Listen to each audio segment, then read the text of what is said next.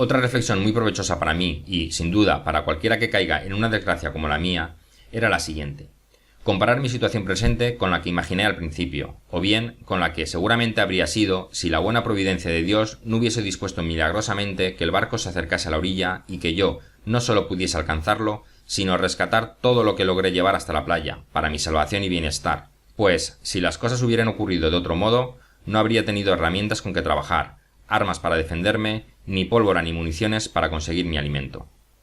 Pasé horas, más bien días enteros, imaginando, con lujo de detalles, lo que habría tenido que hacer si no hubiese podido rescatar nada del barco. No habría podido alimentarme más que con pescado y tortugas, y más aún, si no los hubiera descubierto a tiempo, me habría muerto de hambre y, en caso de haber podido subsistir, habría vivido como un salvaje. Si por casualidad hubiera matado una cabra o un ave, mediante alguna estratagema, no habría podido abrirla ni desollarla, ni sacarle las vísceras, ni trocearla, sino que me habría visto obligado a roerla con los dientes y desgarrarla con las uñas como las bestias. Estas reflexiones me hicieron consciente de lo bondadosa que había sido la providencia conmigo, por lo que me sentí muy agradecido por mi presente condición, a pesar de todos sus problemas y contratiempos. Aquí debo recomendar a aquellos que tienden a quejarse de sus miserias y se preguntan: ¿hay alguna pena como la mía?, que consideren cuánto peor están otras personas, o cuánto peor podrían estar ellos mismos si a la providencia le hubiese parecido justo. Había otra reflexión que me reconfortaba y me devolvía las esperanzas. Comparaba mi situación actual con la que merecía y que, con toda razón, debía esperar de la providencia. Había vivido una vida vergonzosa, totalmente desprovista de cualquier conocimiento o temor de Dios. Mis padres me habían educado bien. Ambos me habían inculcado, desde temprana edad, el respeto religioso hacia Dios, el sentido del deber y de aquello que la naturaleza y mi condición en la vida exigían de mí. Pero, ay de mí, muy pronto caía en la vida del marinero, que, de todas las existencias, es la menos temerosa de Dios, aunque, a menudo, padezca las consecuencias de su cólera. Digo que, habiéndome iniciado muy pronto en la vida de marinero y en la compañía de gentes de mar, el poco sentido de la religión que había cultivado hasta entonces desapareció ante las burlas de mis compañeros y ante un endurecido desprecio por el peligro y las visiones de la muerte, a las que llegué a acostumbrarme por no tener con quién conversar que fuese distinto de mí, u oír alguna palabra buena o, al menos, amable. Tan vacío estaba de cualquier bondad o del más mínimo sentido de ella que ni siquiera en las agraciadas ocasiones en las que me había visto salvado, como cuando escapé de Salé, cuando el capitán portugués me rescató, cuando me establecí felizmente en Brasil, cuando recibí el cargamento de Inglaterra y otras por el estilo, pronuncié ni pensé una palabra de agradecimiento a Dios. Ni siquiera, en el colmo de mi desventura, le dirigí una plegaria a Dios diciendo: «Señor, ten piedad de mí». No, jamás pronunciaba el nombre de Dios a no ser que fuera para jurar o blasfemar. Como ya he dicho, pasé muchos meses en medio de terribles reflexiones sobre mi maldita e indigna vida pasada. Mas cuando miraba a mi alrededor y contemplaba los dones especiales que había recibido desde mi llegada a esta isla y el modo tan generoso en que Dios me había tratado, pues no me había castigado con la severidad que merecía, sino, más bien, había sido pródigo en proveerme tanto como podía necesitar, tenía la esperanza de que mi arrepentimiento hubiese sido aceptado y que Dios me tuviera reservada alguna misericordia. Con estos pensamientos me resigné a acatar la voluntad de Dios en las circunstancias en las que me hallaba, y hasta le di sinceras gracias por ello, considerando que aún estaba vivo y que no debía quejarme, pues no había recibido siquiera el justo castigo por mis pecados y gozaba de tantos privilegios como nunca hubiese podido esperar en un sitio como este. Por tanto, no debía volver a lamentarme de mi condición, sino regocijarme por ella y dar gracias a Dios por el pan de cada día, que, de no ser por un milagro, no podría haber disfrutado.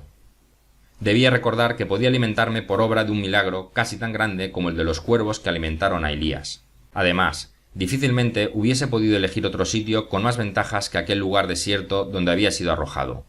Uno donde, si bien no tenía compañía, lo cual era el motivo de mi mayor desventura, tampoco había bestias feroces, lobos furiosos, tigres que amenazaran mi vida, plantas venenosas que me hicieran daño en caso de que las ingiriera, ni salvajes que pudieran asesinarme y devorarme. En pocas palabras, si por un lado mi vida era desventurada, por otro estaba lleno de gracia y lo único que necesitaba para hacerla más confortable era confiar en la bondad y la misericordia de Dios para conmigo y hallar en ello mi consuelo. Cuando logré hacer esto, dejé de sentirme triste y pude seguir adelante. Llevaba tanto tiempo en este lugar que muchas de las cosas que había traído a tierra se habían agotado o deteriorado. Como ya he dicho, la tinta se me había terminado casi totalmente, y solo quedaba un poco que fui mezclando con agua hasta que se volvió tan clara que apenas dejaba marcas en el papel. Mientras duró, la utilicé para anotar los días del mes en los que me sucedía algo fuera de lo corriente. Recuerdo que al principio había notado una extraña coincidencia entre las fechas de algunos acontecimientos y, de haber sido supersticioso y creer que había días de buena y mala suerte, habría tenido suficientes motivos para reflexionar sobre lo curioso de algunas circunstancias. En primer lugar, observé que el día en que partí de Hull, abandonando a mis padres y a mis amigos con el fin de aventurarme en el mar, era el mismo día en que, más tarde, fui capturado y hecho esclavo por el corsario de Salé. El día en que me salvé del naufragio del barco en la rada de Yarmouth fue el mismo día, al año siguiente, en que pude escapar de Salé en la chalupa. El día de mi nacimiento, el 30 de septiembre, fue el mismo día, al cabo de 26 años, que me salvé milagrosamente del naufragio y llegué a las costas de esta isla. De modo que mi vida pecaminosa y mi vida solitaria empezaron el mismo día. Después de la tinta se me agotó el pan, es decir, la galleta que había rescatado del barco y que consumía con suma frugalidad, permitiéndome comer solo una por día, durante un año. Aún así, pasé casi un año sin pan hasta que pude producir mi propia harina, por lo que estaba enormemente agradecido, ya que, como he dicho, su obtención fue casi milagrosa. Mis ropas también comenzaron a deteriorarse notablemente. Hacía tiempo que no tenía lino, con la excepción de algunas camisas a cuadros que había encontrado en los arcones de los marineros y guardado con mucho cuidado porque, a menudo, era lo único que podía tolerar.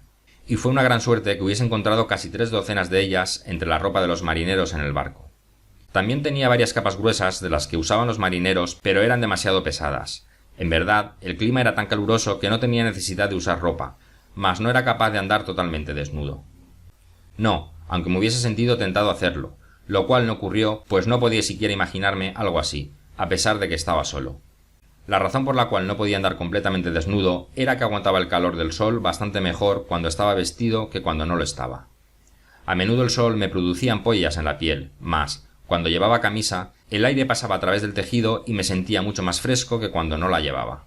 Tampoco podía salir sin gorra o sombrero, pues los rayos del sol, que en esas latitudes golpean con gran violencia, me habrían provocado una terrible jaqueca, a fuerza de caer directamente sobre mi cabeza. Ante esta situación, decidí ordenar los pocos harapos que tenía y a los que llamaba ropa. Había gastado todos los chalecos y ahora debía intentar hacer algunas chaquetas con las capas y los demás materiales que tenía. Empecé, pues, a hacer trabajos de sastrería, más bien estropicios, pues los resultados fueron lastimosos. No obstante, logré hacer 2 o 3 chalecos, con la esperanza de que me durasen mucho tiempo. La labor que realicé con los pantalones o calzones fue igualmente desastrosa, hasta más adelante. He mencionado que guardaba las pieles de los animales que mataba, me refiero a los cuadrúpedos, y las colgaba al sol, extendiéndolas con la ayuda de palos. Algunas estaban tan secas y duras que apenas servían para nada, pero otras me resultaron muy útiles. Lo primero que confeccioné con ellas fue una gran gorra para cubrirme la cabeza, con la parte de la piel hacia afuera para evitar que se filtrase el agua. Me quedó tan bien que luego me confeccioné una vestimenta completa, es decir, una casaca y unos calzones abiertos en las rodillas, ambos muy amplios para que resultaran más frescos. Debo reconocer que estaban pésimamente hechos, pues si era un mal carpintero, era aún peor sastre. No obstante, les di muy buen uso, y cuando estaba afuera, si por casualidad llovía, la piel de la casaca y del sombrero me mantenían perfectamente seco. Posteriormente, empleé mucho tiempo y esfuerzo en fabricarme una sombrilla, que mucha falta me hacía. Había visto cómo se confeccionaban en Brasil, donde eran de gran utilidad a causa del excesivo calor, y me parecía que el calor que debía soportar aquí era tanto o más fuerte que el de allá, pues me encontraba más cerca del equinoccio. Además, aquí tenía que salir constantemente, por lo que una sombrilla me resultaba de gran utilidad para protegerme, tanto del sol como de la lluvia.